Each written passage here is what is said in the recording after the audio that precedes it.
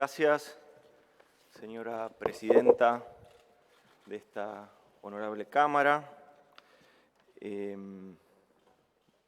Señoras senadoras, señores senadores, vengo nuevamente al Senado a cumplir con el artículo 101 de la Constitución Nacional, que es el que indica a la Jefatura de Gabinete para brindar un informe de gestión sobre la marcha del Gobierno. Primero, antes de comenzar, yo creo que es importante que destaquemos el día de hoy la fecha del Ni Una Menos, y sé que va a ser parte del debate y del día de hoy, porque es una fecha emblemática, naturalmente. Hace 6 años, y sobre todo por la zona, porque hace 6 años se daba en la plaza de aquí, del Congreso, se daba esa manifestación que daba inicio a una lucha que ya se venía dando, pero que da inicio a una lucha mucho más concreta hace 6 años y que comienza con darle una estructura normativa y avances de políticas públicas, de leyes, a partir de esos 6 años y a partir de esa marcha. El movimiento de mujeres es el movimiento más transformador de nuestra época. Es el que ha conquistado derechos, es el que está modificando estructuras estatales, estructuras de funcionamiento y hasta incluso estructuras de vinculaciones sociales. Es el que ha logrado, la interrupción voluntaria del embarazo como parte de una ley de ampliación de derechos. El plan de los 1000 días para aquellas mamás que necesitan y que quieren y eligen continuar con el cuidado de sus hijos, hijas, y también, avanzar también en todo lo que fueron los marcos normativos y de modificaciones legales con respecto a los femicidios, que cada vez que conmemoramos una fecha como el Ni Una Menos, vuelven a salir estas cifras de femicidio que tanto aquejan a nuestro país y que tanto necesitamos entre todos y todas, que ahí sí haya políticas de Estado, ahí sí haya una participación democrática y creativa entre los partidos políticos de nuestra República. Por eso sumarme al Ni Una Menos el día de hoy, no solo de esos 6 años de lucha hasta aquí, sino de la lucha de las mujeres, de tantas mujeres y de tantos hombres que también acompañaron siempre esa reivindicación de derechos y han también sido parte de la ampliación de derechos en nuestro país. Para comenzar, en el informe de gestión, yo creo que es necesario, en primer lugar, teniendo en cuenta que va a ser un debate interesante y espero que sea un debate fructífero donde podamos debatir sobre ideas, lo primero que considero que hay que acordar es el contexto. Porque si solo tomamos parte de la realidad y nos apropiamos de esa parte de la realidad para generar argumentos partidizados sobre esa realidad, no somos honestos con lo que está sucediendo. Lo que está sucediendo en la Argentina está sucediendo en el mundo. La pandemia global que tiene de rodillas al mundo también golpea a la Argentina desde el año pasado, la pandemia del coronavirus. La segunda ola de esa pandemia es la que ahora estamos nosotros transitando. El presidente de la Nación hace más de 70 días advirtió sobre la llegada de esta segunda ola y cómo esto iba a impactar. Y no se equivocó. La segunda ola está golpeando a nuestro país de un modo mucho más virulento, de un modo mucho más agresivo. Las nuevas variantes del virus azotan de un modo mucho más duro a nuestro país. También estamos llevando adelante la campaña de vacunación más grande de nuestra historia, coordinada entre el Gobierno Nacional, las provincias, los distritos, las diferentes sedes de vacunación y todo el trabajo mancomunado que se da entre todo el personal de salud. La organización de la campaña de vacunación también conlleva a un trabajo realmente muy emocionante de cómo la Argentina, que es el octavo país en extensión territorial más grande del mundo, esas vacunas llegan a todo el territorio nacional. Las imágenes que vemos de esa campaña de vacunación federal no hace más que emocionarnos cuando vemos esa enfermera que con mucho sacrificio llega al impenetrable chaqueño y le da la vacuna a una abuela Cuom. Ese tipo de imágenes no hacen más que emocionarnos y reivindicar a los héroes y heroínas de este tiempo, que son los médicos, las médicas, las enfermeras, los enfermeros, todos los que están desarrollando esta campaña épica.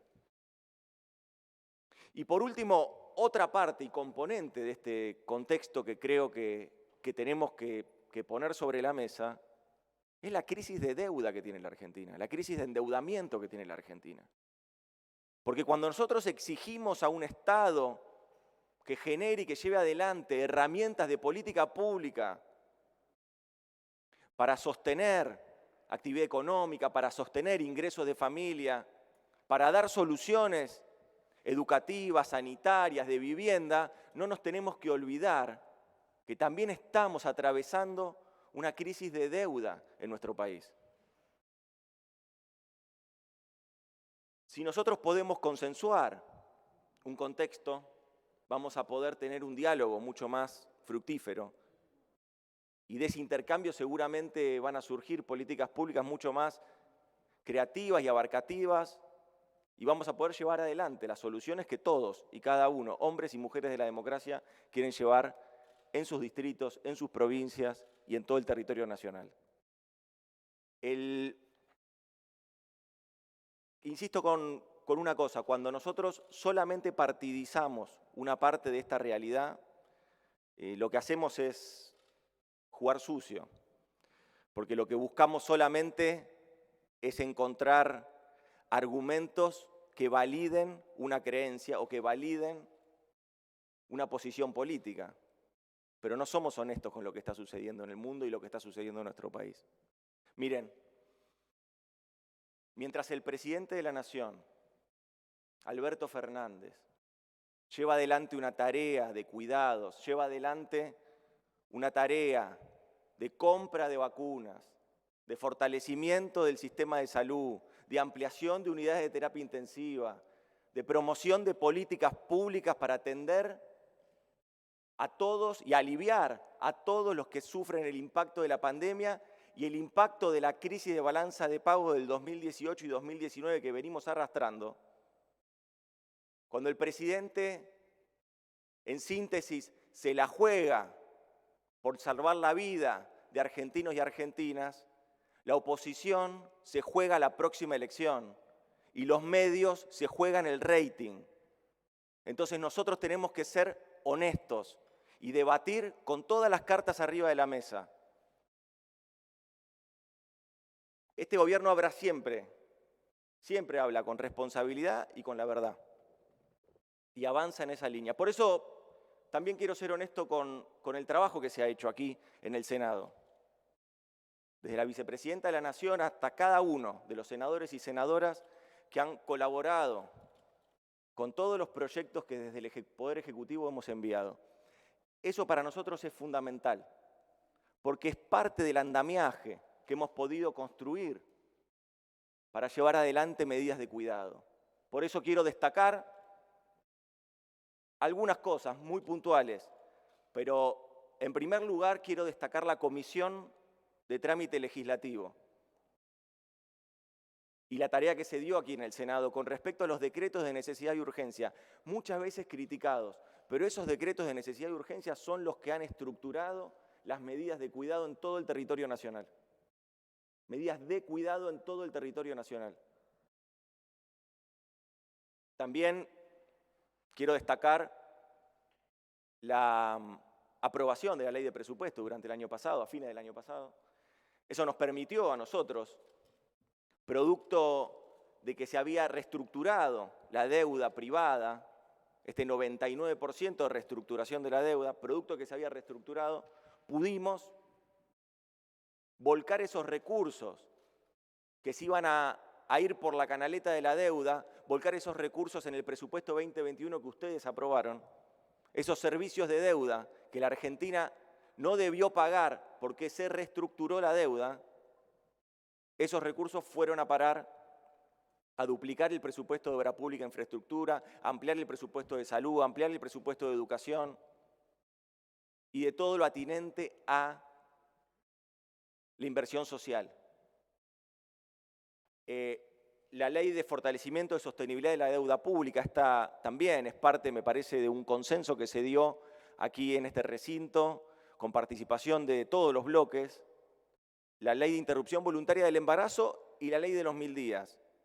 Una política de ampliación de derechos que tuvo debate, claro que tuvo debate, pero que generó en nuestro país un debate sincero, con todas las cartas arriba de la mesa. Y luego la democracia se impuso y los derechos hoy han sido ampliados. La ley de educación ambiental, hace muy poco aprobada también, es parte de esta instancia que yo quiero destacar. Aquí también hubo consenso, mucho consenso de todos los sectores políticos. Es decir, poder exhibir este tipo de prácticas tan alejada del griterío de los sets de televisión es lo que le hace bien a la democracia, le hace bien a la democracia de partidos, le hace bien a la República. Poder mostrar y exhibir que el debate franco de ideas contribuye a mejorar proyectos, contribuye a mejorar políticas públicas, le hace bien a la democracia y nos aleja de ese griterío que no se entiende tantas veces en los sets de televisión. La movilidad jubilatoria y también la ley de aporte extraordinario. Ahí también nosotros aprovechamos para mostrar cuál es el fundamento que tenemos, no solo para conseguir recursos para nuestras finanzas públicas y ampliar en proyectos y en programas, sino fundamentalmente para dejar un testimonio de cuáles son los ingresos progresivos que queremos tener en nuestro país. Que pague el que más tiene. Eso es lo que buscamos. En suma, el trabajo entre el Ejecutivo y el Legislativo viene siendo fundamental. Y yo no quería dejar de destacarlo. Bueno, han recibido 1.160 respuestas a todos los requerimientos que nos han hecho. Consideramos desde el equipo de la Jefatura de Gabinete y desde los ministerios, como ustedes bien saben, el ministerio o el ministro coordinador lo que termina también facilitando son respuestas de muchos órganos y organismos del Estado a partir del requerimiento de los senadores y senadoras. El gobierno está atendiendo las consecuencias de la pandemia. La mayoría de las preguntas que se hicieron iban en esa dirección. Y la mayoría de las respuestas van en esa dirección. Con fundamentos, con datos precisos, con información. El gobierno nacional sigue demostrando y dando testimonio de que está atendiendo las consecuencias de la pandemia. No solo en lo sanitario, sino también en lo económico y también en lo social. Negar que la preocupación central de los argentinos y argentinas sea la pandemia, sea el coronavirus, es como negar la misma existencia de la pandemia y del virus. Esto es lo más importante que tenemos por delante. El momento histórico que estamos transitando amerita un trabajo coordinado y un trabajo franco, con debates, naturalmente, pero un trabajo, y con discusiones también, naturalmente, pero un debate que sea fructífero, que avance, que tenga un horizonte constructivo también, al final de cuentas. El 19 de marzo, el presidente advirtió sobre los peligros de esta segunda ola. No hace tanto, hace 70 días. Advirtió sobre el impacto de esta segunda ola y sobre todo sobre las variantes, que se estaban manifestando en nuestro país, y esas variantes que se manifestaban en nuestro país y en el resto del mundo eran variantes mucho más contagiosas. Y esto es lo que nos está golpeando hoy. El presidente en su momento, con coraje y con determinación, tomó medidas de cuidado. Algunas de estas medidas de cuidado no fueron acompañadas por otras jurisdicciones. El gobierno de la Ciudad de Buenos Aires decidió judicializar medidas sanitarias y la Corte Suprema decidió partidizar sus posturas. Esto para nosotros no es el camino. Que la Corte haya politizado las decisiones no ha contribuido en nada, sinceramente. Cuando nosotros partidizamos las preocupaciones de todos, degradamos la política. Cada uno va a asumir sus responsabilidades. A fin de cuentas, todos vamos a tener que rendir cuentas, todos los dirigentes y dirigentes de este país. Que en medio de la pandemia un distrito haya incumplido normas de orden nacional y que un poder del Estado haya querido sancionar o ejercer potestades que no le corresponden, es algo que se va a ver, es algo por lo que se van a tener que rendir cuentas. Cuando esta pesadilla termine, cada uno va a tener que hacerse cargo. Y se sabrá quiénes escucharon más a los encuestadores que a los epidemiólogos y a los enfermeros. Se sabrá quién escuchó más al marketing político y a los golpes de efecto que a los que verdaderamente están en la trinchera luchando diariamente para salvar vidas de los argentinos y argentinas. El presidente sostuvo siempre lo mismo, no se equivocó. La segunda ola iba a llegar y llegó. La segunda ola nos iba a golpear y nos golpeó. El presidente sigue convocando al diálogo y sigue convocando a mesas de diálogo político con todos los gobernadores, gobernadoras y el jefe de gobierno de la ciudad para avanzar en políticas de cuidado de la salud de los argentinos y argentinas. Con esto no quiero que quede un mensaje equivocado. Nosotros sí asumimos el debate de ideas como parte fundamental, hasta incluso como un combustible sano de la democracia. Asumimos también que es importante que haya un debate de ideas, críticas, pero cuando esas críticas son malintencionadas, cuando esas críticas lo que buscan es la desinformación, ahí empezamos a poner un alto. Porque no podemos permitir en este tiempo estos argumentos malintencionados que a veces se vuelcan con tanta simpleza en los sets de televisión. Porque nosotros en este momento tenemos que poder transmitir a toda la población con mucha claridad y objetividad cuáles son las políticas de cuidado que tenemos que llevar adelante. Porque eso no lo dictan las encuestas, eso lo dictan las unidades de terapia intensiva, los casos, los lamentables fallecimientos que diariamente se comunican. No naturalicemos la pandemia y no hagamos política con la pandemia. Durante estos meses tuvimos mucho de esto. Durante estos meses tuvimos muchas de estas experiencias. No solo con políticos y políticas, con dirigentes, sino también con periodistas, con comunicadores, que realmente no estuvieron a la altura de las circunstancias. Primero, ustedes recordarán, primero se sembraban dudas sobre la vacuna, que no estaba aprobada, que era envenenamiento, que era un envenenamiento masivo lo que se iba a buscar. Después que la vacuna no llegaba, que no llegaban a tiempo. Después que la vacunación,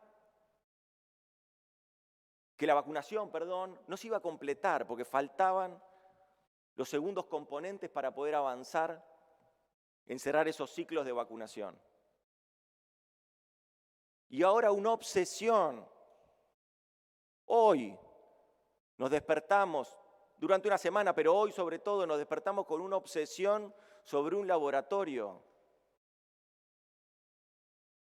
Parecen más, a fin de cuentas, visitadores médicos que dirigentes políticos.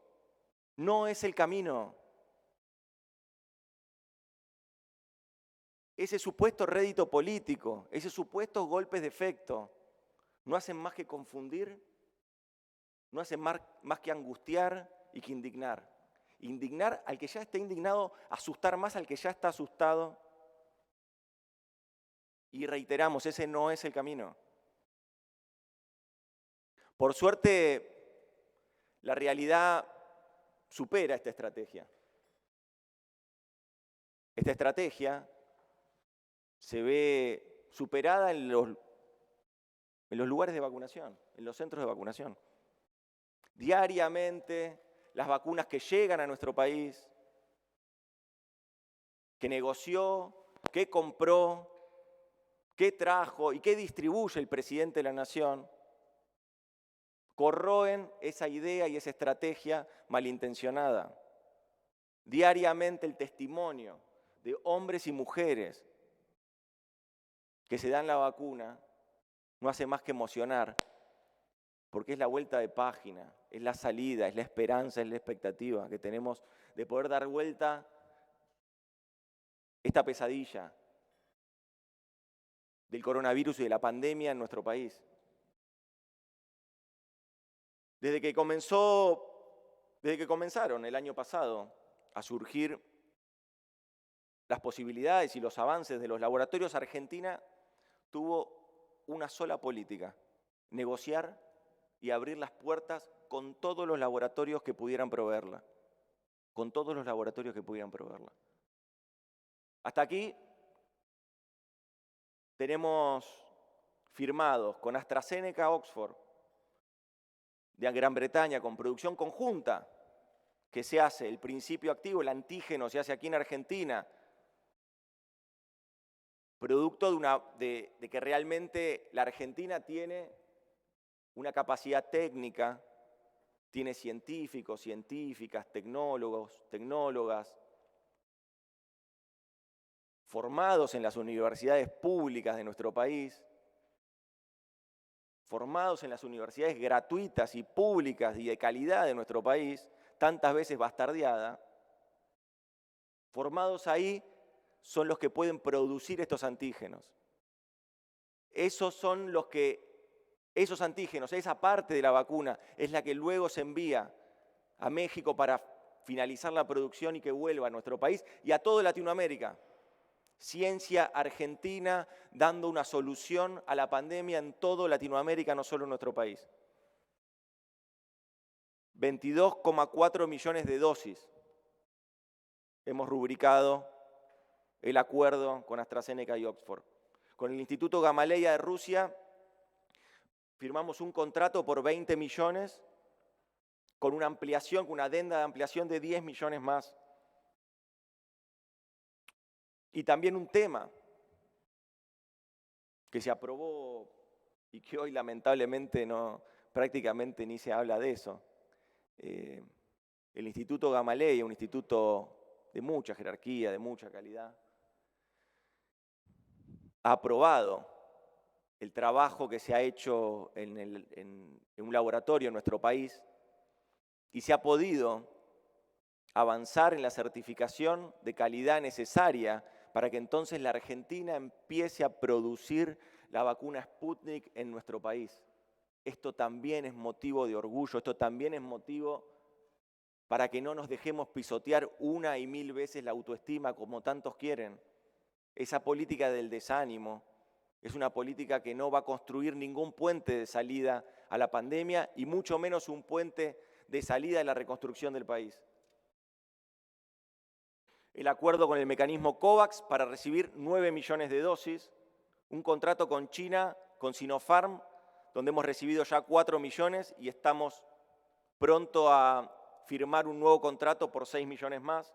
El acuerdo con Covishield de 580.000 dosis, esta es vacuna de AstraZeneca pero que se hace en India, Un acuerdo avanzado también con el laboratorio chino CanSino Bio y las avanzadas negociaciones que tenemos con la República de Cuba para ser partner aquí en Argentina y ver si podemos también colaborar en la producción de la vacuna soberana. Nunca abandonamos las negociaciones con nadie.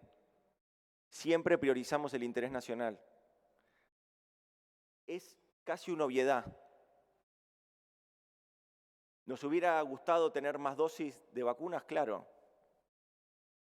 ¿Nos hubiera gustado que los contratos que firmamos desde el año pasado se hubieran acelerado en los plazos de entrega? Pero claro, por supuesto, ¿quién no? ¿En qué cabeza cabe? ¿Qué mala intención tiene que haber? ¿Qué mala fe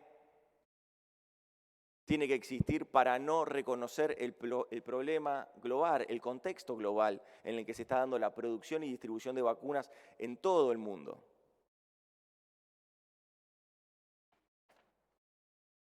Los arribos de vacuna a la fecha nos dicen que iniciamos, se acordarán, el 24 de diciembre recibimos la primera tanda de vacunas de Sputnik.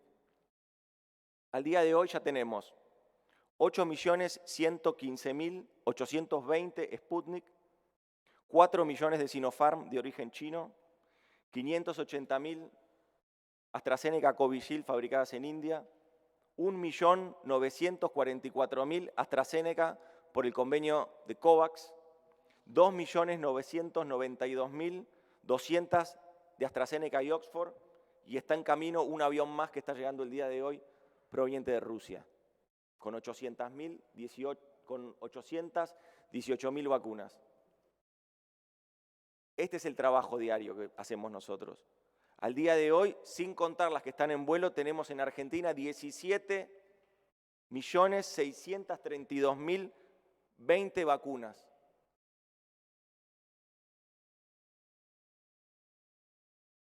Tenemos expectativa de seguir ampliando, naturalmente, y tenemos mucha expectativa de la semana que viene estar llegando a los 20 millones de vacunas en el territorio nacional. Y ese es el camino, y esa es la instrucción que nos ha planteado el presidente permanentemente. Ahora, mientras las vacunas llegan, la campaña de vacunación avanza. El 82% de los mayores de 60 años en nuestro país, el 82% de los mayores de 60 años tienen al menos aplicada una dosis de vacuna. Nos hemos tomado el tiempo, como lo establecimos democrática y federalmente en el Consejo Federal de Salud en diciembre del año pasado, cuando determinamos quiénes eran la población objetivo para empezar la vacunación y avanzar en la vacunación. Y así se hizo. Por eso estamos llegando a estos números. El 82,9% de los mayores de 60 años en todo el territorio nacional.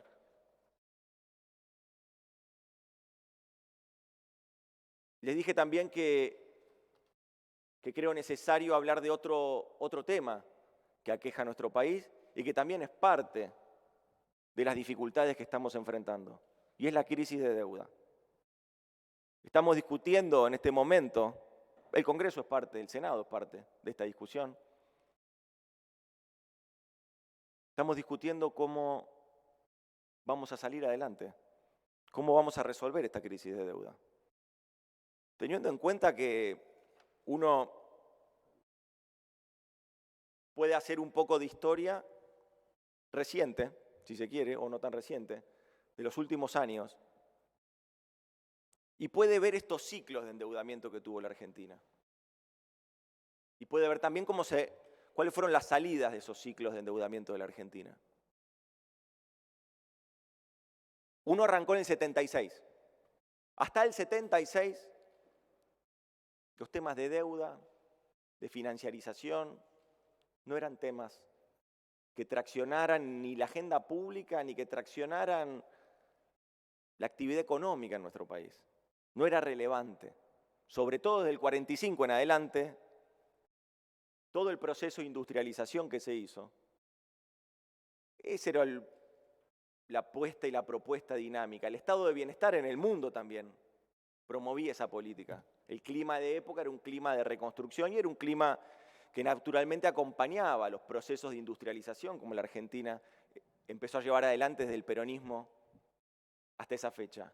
Ahora en el 76, ese golpe genocida, brutal, sanguinario, ¿qué hizo? En términos económicos, inició un proceso de desindustrialización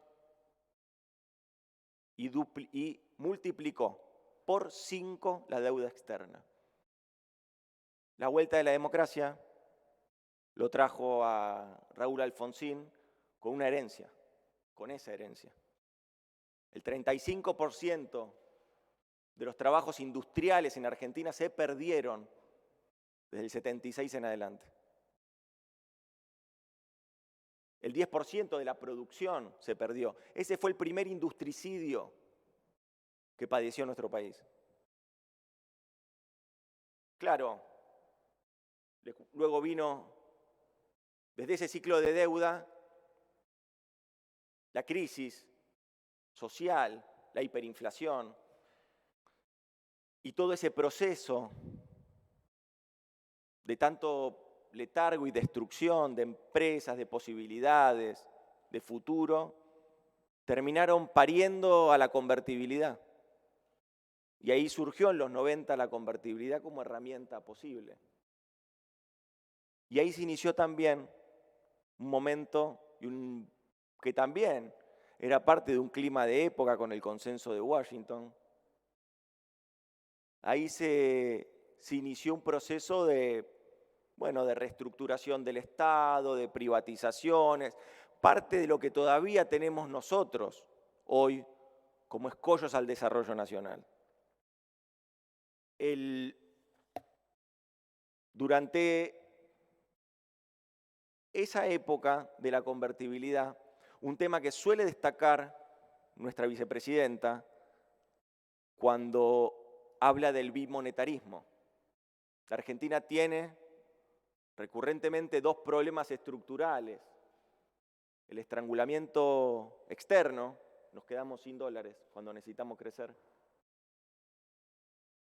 Y el bimonetarismo, esta realidad argentina que presiona sobre los precios y sobre los salarios y sobre la inflación y que distorsiona también el depreciamiento de nuestra moneda. En la década del 90 fue el momento donde este bimonetarismo en la Argentina, que ya existía, se potenció. La fuga de divisas, el endeudamiento también para sostenerlo, pero la fuga de divisas y la exclusión terminó en lo que todos conocemos que fue en el 2001. Terminó en el 2001. Y en ese momento el riesgo de disgregación que existía en nuestro país. Y ahí vinieron Néstor y Cristina a reconstruir a la Argentina. Vinieron Néstor con Cristina y empezaron a reconstruir un país que estaba devastado, con políticas sociales activas, con políticas productivas, que abandonaban ese modelo de especulación y de alta financiarización de la economía y iban hacia un modelo de producción y de empleo, que es lo que en Argentina funcionó siempre. Cuando la Argentina fue hacia un modelo de producción y de empleo, las cosas funcionaron. La gente estaba mejor. Aún los que no votaron, ni a Néstor ni a Cristina, saben que en esa época se vivía mejor en nuestro país. Lo saben. Y empezó un momento inédito en nuestro país también. Después de 30 años, se empezó un proceso de desendeudamiento. Lejos de ir en el ciclo del endeudamiento, se fue en un ciclo de desendeudamiento. Se ampliaron derechos y creo que también ahí quedó muy claro, hoy lo vemos, con un Estado presente, con un Estado fuerte, con un Estado que podía dar respuesta. Bueno, la sociedad en su conjunto vivió mejor. Que hubo dificultades, pero por supuesto. Que se pudieron resolver todos los problemas estructurales de la Argentina, claro que no.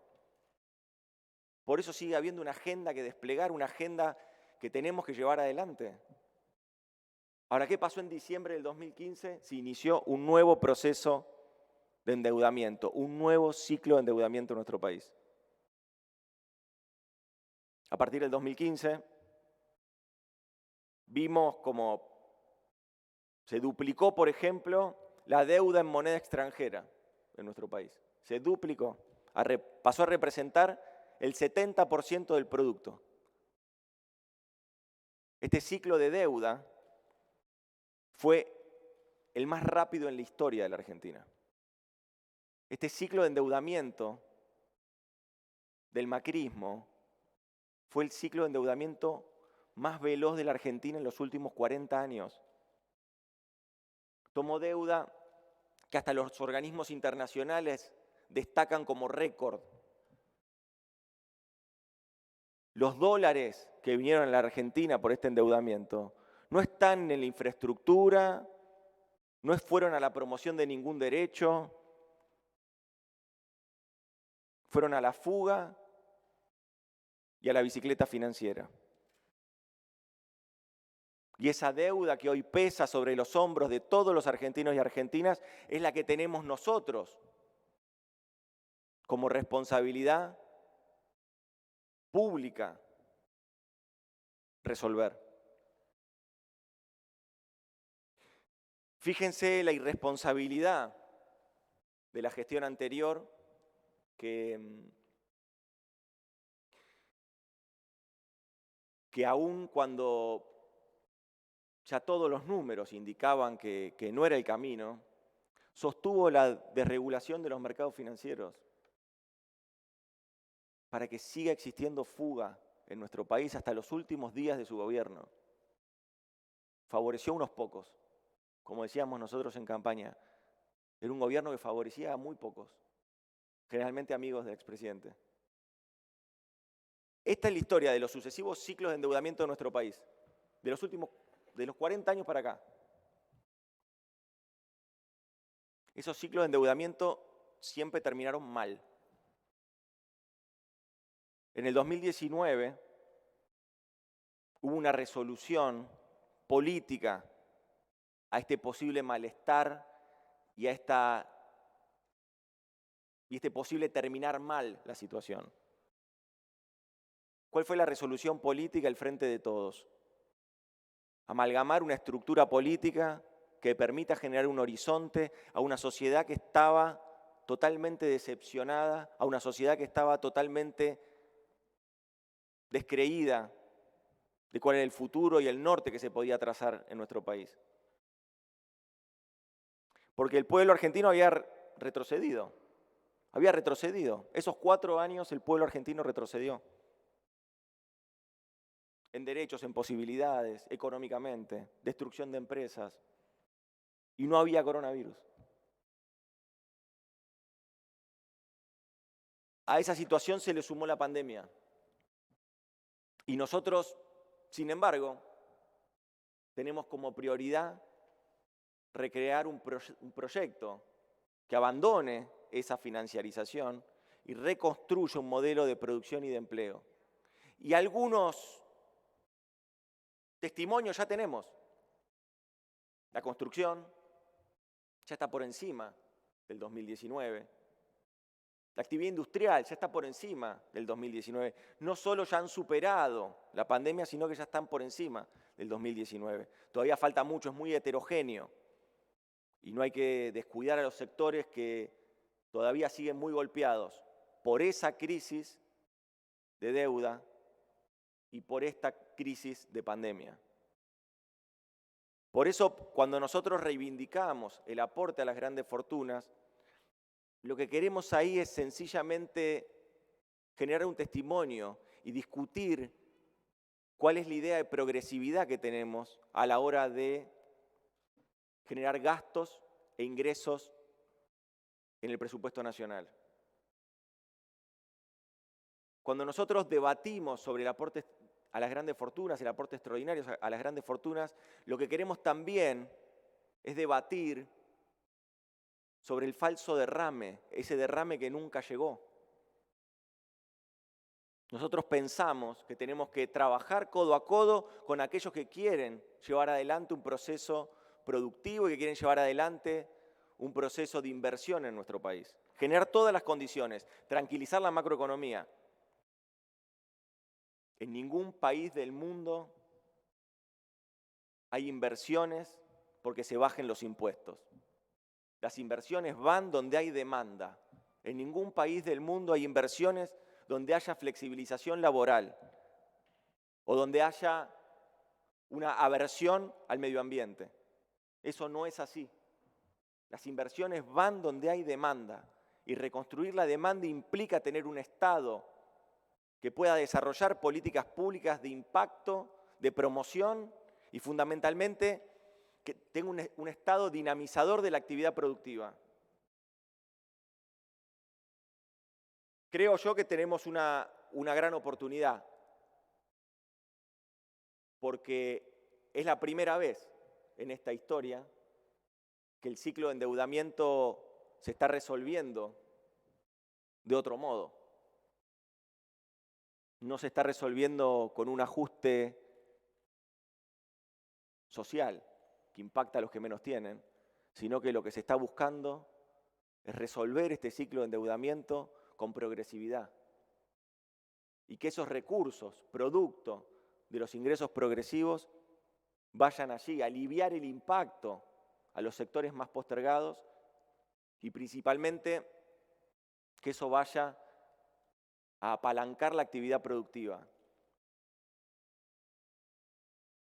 En esto yo quiero dar cuenta del presupuesto 2021, porque ese es nuestro principal pergamino. Ese presupuesto duplica de inversión pública. Aumenta el presupuesto en salud, aumenta el presupuesto en ciencia y tecnología, aumenta el presupuesto en educación. En términos reales aumenta. Y aparte del aumento que ya se da en términos reales en el presupuesto, también queremos destacar cuáles son esos impuestos o esos ingresos progresivos. Por ejemplo, bienes personales. Hemos logrado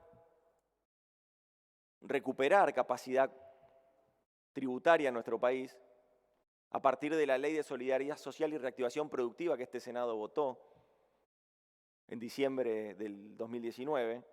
Y, por ejemplo, los primeros resultados, muy sencillo, en términos del PIB, el impuesto de bienes personales pasó del 1,5 al 0,78, y ese es un impuesto progresivo.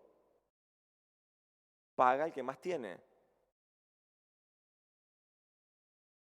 Ese es el cambio de tendencia que buscamos y que lo estamos consiguiendo. ¿Que falta? Claro que falta, y mucho. Ahora, con la ley, con el aporte extraordinario, 145.000 millones de pesos hemos recaudado. También es cierto, los precios de los commodities están acompañando a las exportaciones argentinas y eso nos genera más ingresos. Ahora, del presupuesto 2021, que ya era un presupuesto desde el punto de vista fiscal, expansivo, en obra pública y en inclusión social, arriba de ese presupuesto nosotros estamos invirtiendo estos recursos extraordinarios, rendir cuentas, dar un informe de cómo marcha el gobierno. Bueno, el gobierno logró mayores ingresos y está aplicando un aumento por encima de su presupuesto de 480.000 millones de pesos. ¿A dónde van esos 480.000 millones de pesos? Bueno, a los programas de reactivación productiva, al cuidado del empleo. Hay sectores sectores críticos que todavía siguen golpeados. Asistimos a más de 19.000 empresas, más de 500.000 trabajadores, y ahora hemos cerrado para los salarios del mes de mayo, hemos cerrado para los salarios del mes de mayo muy por encima las percepciones que teníamos. Pero es producto de que hemos ampliado el programa. Hemos ampliado el programa en una asistencia desde 18.000 pesos a 22.000 pesos y hemos ampliado la posibilidad de que los comerciantes, de que los gastronómicos, de que los monotributistas que están al frente de una actividad comercial también se pudieran inscribir. Y hoy estamos hablando de que vamos a llegar a casi 1 millón de trabajadores. El programa también relacionado a la política social y a la economía social y popular, que se viene ampliando. Hemos ampliado desde los últimos meses en casi 900.000 potenciar trabajo, ese programa que trabaja y opera sobre la economía popular y asiste sobre la economía popular. También venimos trabajando con unidades de gestión a partir de esos programas, con cooperativas, con la economía autogestiva. También venimos trabajando con la ANSES para ir a buscar a aquellos niños y niñas que estaban por afuera de este derecho. Y ya hemos localizado 220.000 niños y niñas que ahora ya pueden cobrar la UH. Se ampliaron todos los presupuestos en comedores, se amplió en el mes de febrero el 50% del valor de la tarjeta alimentar. Y hace muy poquito, también en el mes de mayo, el presidente anunció, habida cuenta de que el 57,7% de los niños y niñas entre 0 y 14 años están por debajo de la línea de la pobreza. Atento a ese dato que tanto nos duele, una política pública. La tarjeta alimentar para los niños y niñas entre 0 y 14 años. Ampliar la tarjeta alimentar y ampliar los montos y llegar a las madres de 7 hijos y ampliar los programas sociales. Tenemos también por delante todas las cuestiones relacionadas al ejido productivo. Durante el año pasado tuvimos que generar programas y planes para que no se caiga el empleo en nuestro país. La cobertura del Estado para que no se aumente el desempleo de forma abrupta, como sí sucedió en otros países, es testigo de reconocimiento hoy a nivel mundial, no solo en políticas de protección, en políticas de género, como lo ha hecho Naciones Unidas, sino también como lo han hecho organismos internacionales, representantes de trabajadores que han puesto a la Argentina como un país ejemplar a la hora de cuidar a los trabajadores y trabajadoras. Para un gobierno peronista eso, créanme, que es un gran orgullo. Siempre vamos a apostar a los acuerdos y al diálogo. Lo venimos haciendo, venimos conformando mesas. En el seno del Consejo Económico y Social también conformamos ámbitos de diálogo entre el sector público, el sector privado, el Estado, las universidades, el mundo del conocimiento. Ahora, nosotros queremos fomentar las exportaciones. Ahora, lo que no podemos permitir es que esas exportaciones pongan en crisis y en tensión la mesa de los argentinos. Por eso acá nosotros venimos desplegando una batería de programas permanentemente. Ahora, esos programas tienen que ser acompañados también por los formadores de precios. Porque el esfuerzo de los argentinos y argentinas no se puede ir por la canaleta de los precios. Así como el esfuerzo de los argentinos y argentinas durante el año pasado y reflejado en el presupuesto 2021. Evitamos, en conjunto, Poder Ejecutivo y Legislativo, evitamos que ese esfuerzo se vaya por la canaleta de la deuda. Hoy tenemos que decirle a quienes quieren recuperar los años perdidos del macrismo y el año pasado, que fue un año muy duro naturalmente, quieren recuperar ganancia rápidamente y rentabilidad rápidamente. Recuperemos cantidades, produzcamos más. Esa es una salida virtuosa a este momento. y no tensionemos ni pongamos en crisis la mesa de los argentinos, los alimentos de los argentinos y argentinas. Seguimos convocando y vamos a continuar en diálogo con todos los sectores. Eso es la marca de nuestro gobierno. Nunca abandonar una mesa de discusión, porque tenemos ideas, porque tenemos propuestas y por sobre todas las cosas tenemos convicciones de hacia dónde tiene que transitar este momento en nuestro país.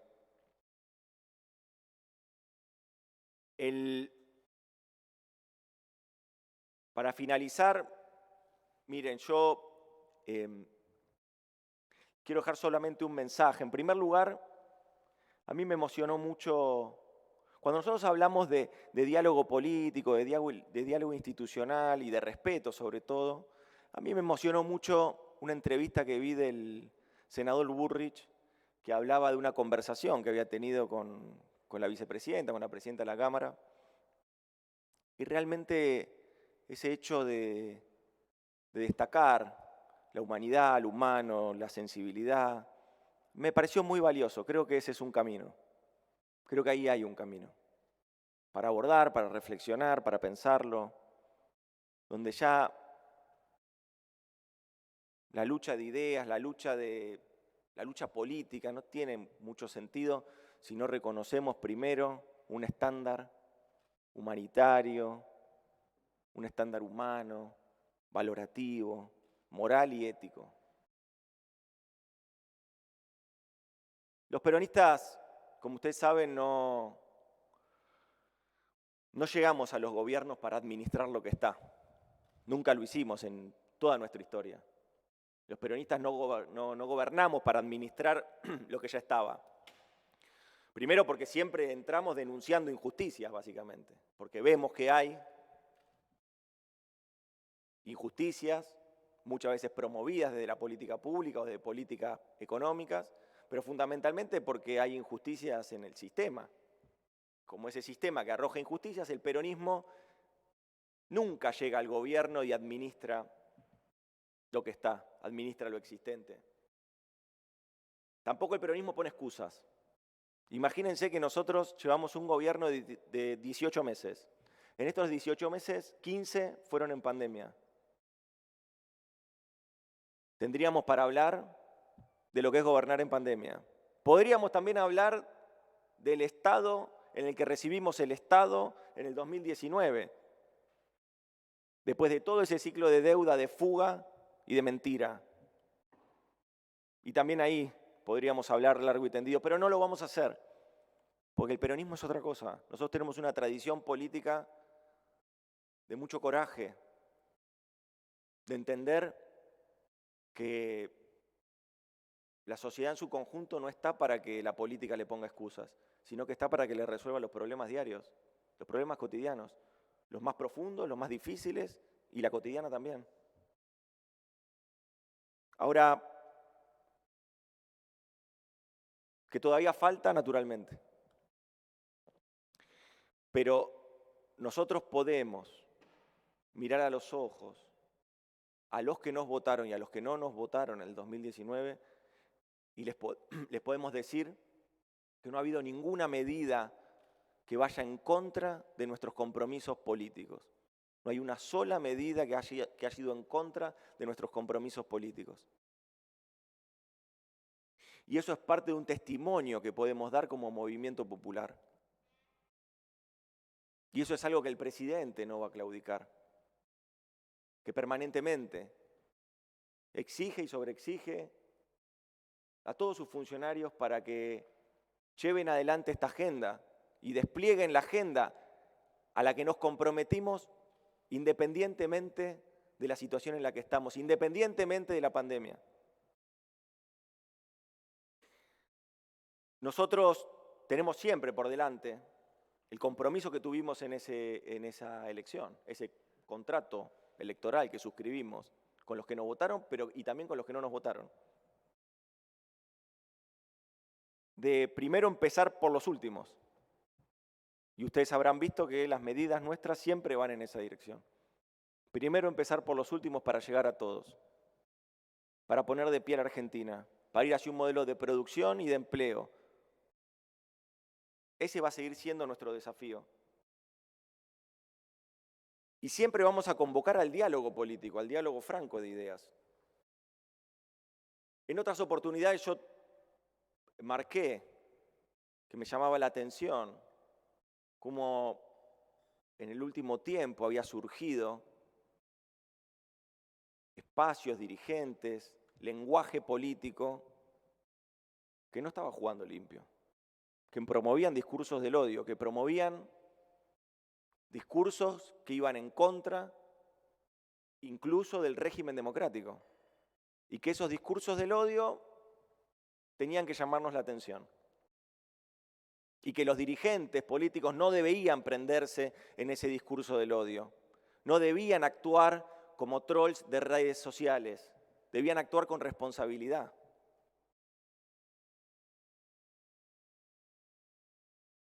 Insisto con esto, creo que nosotros tenemos por delante una tarea en la que todos los argentinos y argentinas nos están mirando, de qué somos dispuestos a hacer en este momento tan difícil para nuestro país, pero tan difícil para nuestro país. Yo creo que la pandemia va a pasar. La campaña de vacunación está avanzando y las políticas de cuidado. Por vacunación y por cuidado, la pandemia va a pasar, vamos a superar la pandemia. Y cuando superemos la pandemia vamos a poder desplegar la agenda que todavía está, en muchos casos, obturada por las posibilidades o las imposibilidades que nos impone la pandemia. Ahora, esto nosotros lo queremos hacer a partir de un diálogo franco, un diálogo político, pero llevando adelante nuestras ideas. Y queremos, sobre todas las cosas, trazar un camino, porque entendemos que la gran mayoría de los argentinos y argentinas están esperando un horizonte, un camino, no solo para la pandemia, sino también para ver cómo se resuelve este ciclo de deuda y se despeja el camino en un horizonte que agregue más soberanía, que agregue más independencia y que agregue más justicia social. Muchas gracias. Gracias.